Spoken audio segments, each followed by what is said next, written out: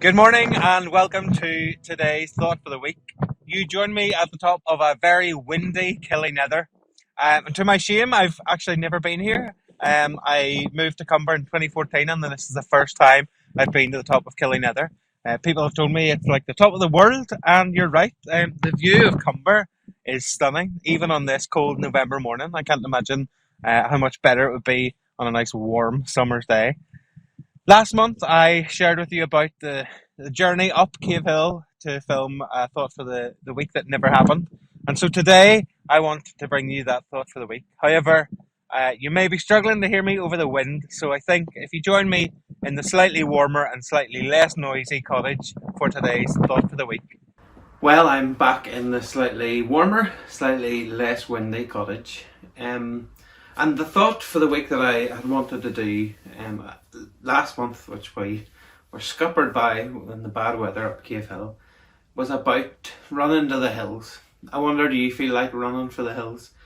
Maybe there's just too much of life going on at the minute. Maybe there's something in your life that you just want to run away from, that you're just had enough. And we have that expression here, that you run for the hills.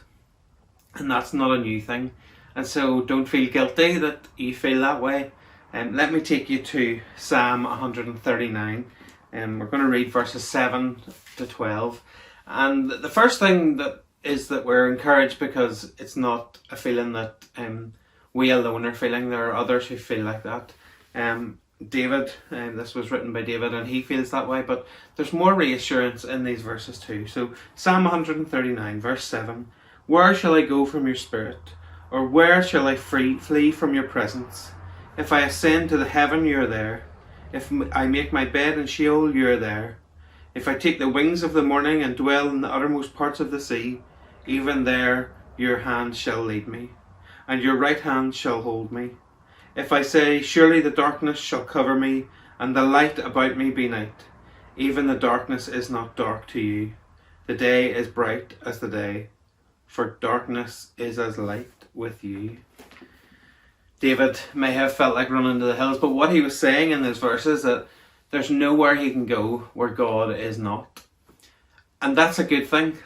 You see, as we look round from the top of Killynether, we can see all around us. Now, we can't see the whole world. We can't see, we can barely see to the end of County Down, and we can see into bits of Belfast, but we can't see the whole world. And yet, as the song tells us, God has got the whole world in his hands. And that's how amazing his power is, but he is everywhere. And that's what that psalm was telling us, that no matter where we go, we can be in God's presence. God is always there. God is always waiting. And so even when there's too much life, even when we feel like running to the hills, God will still be there. No matter how far we want to get, God will always be there. I want to share another verse with you from Jeremiah chapter 32, and it's verse 17. Ah, Lord God, it is you who have made the heavens and the earth. By your great power and your outstretched arm, nothing is too hard for you. So God has made the whole earth.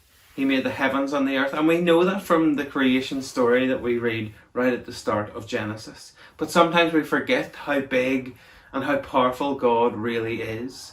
And so when I was up in Killynether, or when I'm up in Cave Hill and I look out across just a small part of our wee country, I'm still in awe that God made that all.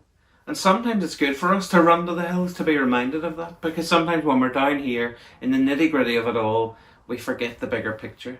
So I encourage you, if you're feeling like that, take time out, maybe climb a hill or go somewhere where you can get away from it all and see the bigger picture. See that God has made it all. He's big and powerful. And as the second part of that says, nothing is too hard for him. When life is too hard for us, we need to remember that it is never too hard for God. And the last verse that I want to share with you comes from the New Testament. It's from the book of Colossians. Chapter 1 verse 17 says this, and he is before all things, and in him all things hold together. God has been there from the beginning, and he'll be there to the very end. He's always been there, and that's the amazing thing about God. Because he was not created, because he is the creator, Nothing brought him into existence, so nothing can take him out of his existence. He'll always be there. He's always faithful and always true and always enough in our moments when we just feel that we can't do anything else, that we don't have enough. So today, no matter how you're feeling, I encourage you to give your life over to the one who holds it all, the one who is a great big God. And so let him hold you in his great big hands this morning.